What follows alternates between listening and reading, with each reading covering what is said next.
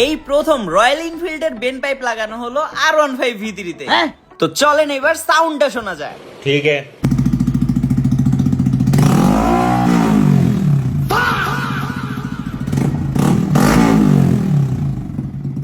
মানে ভাই রে ভাই, কি লেভেলের বিট, কি লেভেলের সাউন্ড। মানে এটা যদি ভাই পুলিশ শোনে তাহলে কোনো সন্দেহ নাই এত বড় একটা লিস্ট বের করে দিয়ে বলবে যাও বাবা যাও, 10-15-20 হাজার টাকা ভরে দিয়ে বাসায় চলে যাও।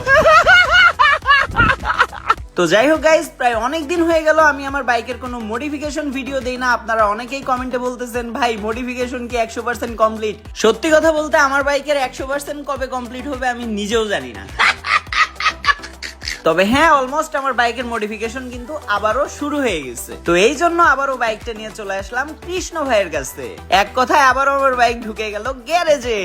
আর আজকে আমি আমার বাইকের যে স্টক এক্সস্ট আছে ওইটার মধ্যেই কিছু হালকা পরিবর্তন করব যেন বাইকটা দেখতে অনেক সুন্দর লাগে। আর আরেকটা কথা বলে দেই, রয়্যাল এনফিল্ডের যে বেন পাইপের কথা বললাম ওইটা আর বাইকের যে ভটভট সাউন্ড, এটা শুনে আবার কেউ ভাবেন না যে আমি আমার বাইকটা সাপড়ি বানায় ফেলছি। তবে চকচকা যে বেন পাইপটা আপনারা দেখতে পাইলেন ওইটা আসলে আমি আমার বাইকে কিভাবে ইনস্টল করছি, তাও আবার স্টক এক্সস্টের উপরে। আজকের ভিডিওতে মূলত ওই ব্যাপারটা নিয়েই কথা বলবো। ভাই আপনারাই চিন্তা করেন, আমাদের R15 বাইকটা সবকিছুই ভালো বলা যায়। R15 লুকসেও সেরা, সব দিক দিয়েই মোটামুটি বেস্ট, সবার পছন্দের লিস্টে থাকে একটা বাইক।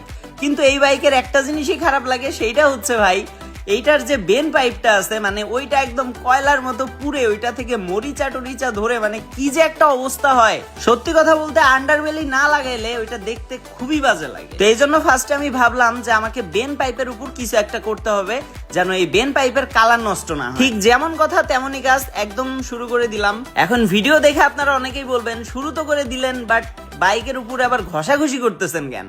তো আপনাদেরকে বলে দেই, বেন পাইপের পাশাপাশি আমাদের স্টক যে এক্সস্টটা আছে ওইটা আমি হালকা একটু উপরে তুলে নিচ্ছি যেন দেখতে একটু সুন্দর লাগে। পাশাপাশি স্টক এক্সস্টটাও একটু ছোট করে নিচ্ছি। আর এইটার একটা আলাদা কারণ আছে, এটা আমি অন্য কোনো ভিডিওতে আপনাদেরকে দেখাবো। তো এখানে দেখতেই পাচ্ছেন একদম ঘষা মাজা করে সব ক্লাম খুলে ফেলছি।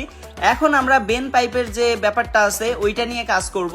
আর কাজ করার আগে আমরা হালকা করে এক্সস্টটা উপর দিকে তুলে নিব, তাহলে কাজ করতে সুবিধা হবে, পরবর্তীতে আর কোনো কাটাকাটি করতে হবে না। এই জন্য আমাদের যে স্টক এক্সস্টটা আছে ওইটার মাঝখানে বাইকে থাকা অবস্থায় কেটে নিতে হবে যেন সাইজ মোতাবেক জিনিসটা সুন্দরভাবে বসানো যায়।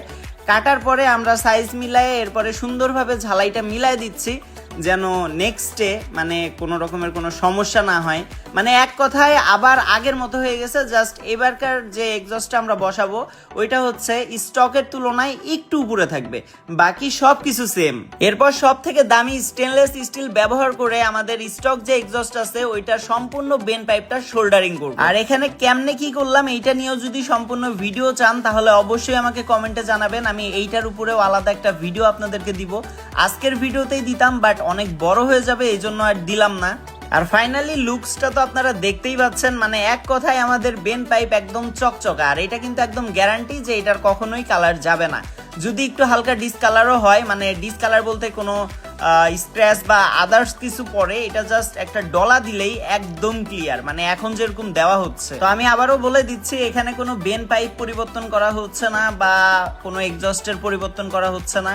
এখানে যা আছে তাই, আমি জাস্ট এটার একটা সুন্দর ফেস নিয়ে আসতেছি যেটা কখনো নষ্ট হবে না, দেখতেও সুন্দর লাগবে। আর আরেকটা কথা, এখানে কিন্তু এক্সস্টের ব্যাপার শেষ না, এইটা নিয়েও কিন্তু পরবর্তীতে আরো অনেক কাজ আছে। জাস্ট এটা আমি বেন পাইপটা ক্লিয়ার করে রাখলাম, আর বাকিটা কি দিয়ে কি করতেছি ওইটাও আপনারা সামনে ভিডিওতে দেখতে পাবেন। তো যাই হোক, পলিশ থেকে শুরু করে সবকিছু কমপ্লিট করার পর এইটা হচ্ছে আমাদের স্টক এক্সস্টের ফাইনাল লুক। বেন পাইপটা সুন্দরভাবে লাগানোর পরেও এখনো কিন্তু এক্সস্ট কালার করা হয় নাই। কালার করানোর পর এর উপরে যখন বাকি পার্টগুলোও বসানো হবে আশা করি তখন দেখতে আরো সুন্দর লাগবে।